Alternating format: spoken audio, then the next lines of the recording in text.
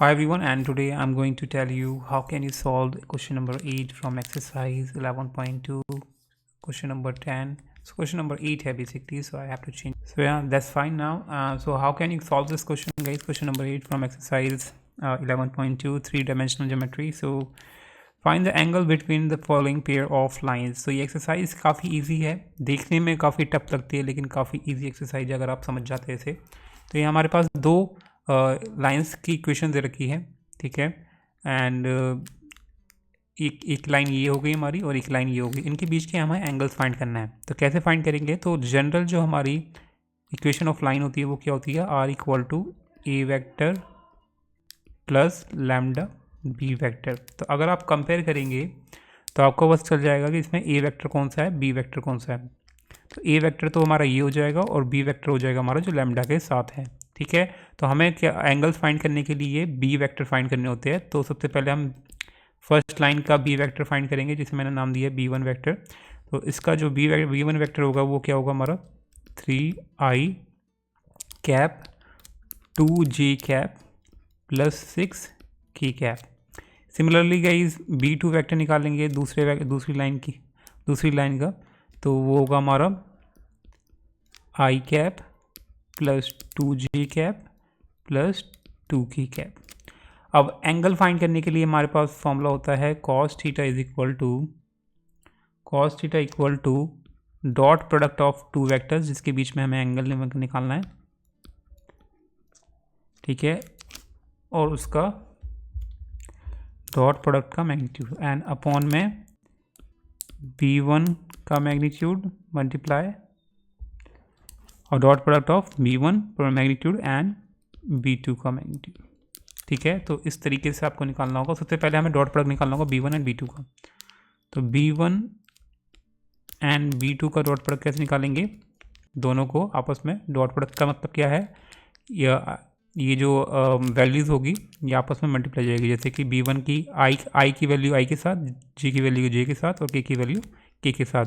तो 3 और i cap मतलब 1 वैल्यू है, 1 कोफिशिएंट है इसका। ऐसे ही 2j और 2j दोनों है, तो j को j के साथ मल्टीप्लाई करेंगे एंड k को और 6 को 2 के साथ, k को k के साथ, ठीक है। डॉट प्रोडक्ट काफ़ी ईजी है और एंड क्रॉस प्रोडक्ट में थोड़ा हमारा कुछ अलग तरीके से फाइंड करना होता है। तो ये हो गया। अब इसे सॉल्व करेंगे, ये आ जाएगा हमारा 3 + 4 + 12। तो ये हो गया हमारा कितना? 7 और 19। तो ये 19 आ गया b1 b2 का डॉट प्रोडक्ट। अब निकालते हैं b1 का मैग्नीट्यूड अलग से। तो b मैग्नीट्यूड कैसे निकालते हैं? स्क्वायर रूट ऑफ आ जाएगा हमारा स्क्वायर रूट ऑफ जो एक कोफिशिएंट है इनके आई कैप जी कैप की कैप का, उसका स्क्वायर सम ऑफ स्क्वायर होगा। तो यानी कि 3 का स्क्वायर, पहले b1 का निकालेंगे तो 3 का स्क्वायर, फिर आएगा हमारा 2 का स्क्वायर, फिर आएगा हमारा 6 का स्क्वायर, ठीक है। तो ये कैसे सॉल्व करेंगे इसे? तो ये हो जाएगा 9 + 4 + 36। तो ये आ गया हमारा कितना? Square root of 49। Square root of 49 कितना होता है हमारा? 7। ऐसे ही b2 का मैग्नीट्यूड निकालेंगे, तो ये कितना हो जाएगा हमारा? b2 वेक्टर क्या है हमारा? 1 2 2। तो यानी कि 1 का स्क्वायर प्लस 2 का स्क्वायर प्लस 2 का square.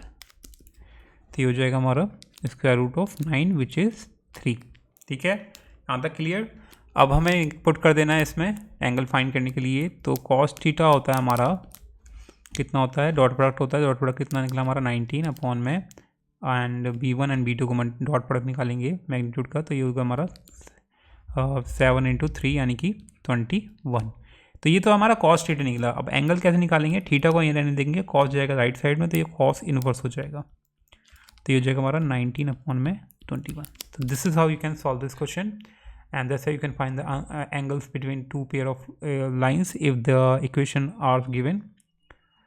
So yep, subscribe for more video guys and let's move to the next question. You can solve this question guys. The next question is quite similar, so you can solve it. If you're not being able to solve it, then just let me know in the comment section.